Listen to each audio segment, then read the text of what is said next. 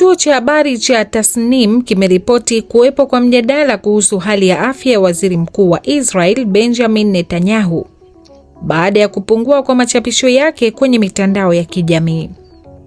Uchambuzi unaonyesha kuwa wakati wa vita vya siku 12 dhidi ya Iran mwaka 2025, Netanyahu alikuwa akichapisha mara kwa mara hadi kufikia machapisho 32. Hata hivyo, tangu kuanza kwa vita vipya Februari 28, machapisho yake yamepungua hadi kufikia 15 pekee, na mengi ni maandishi badala ya video. Hali hiyo imeibua tetesi mitandaoni kuhusu uwezekano wa kujeruhiwa au hata kufariki kwake, ingawa hadi sasa hakuna uthibitisho rasmi kutoka serikali ya Israel juu ya jambo hilo.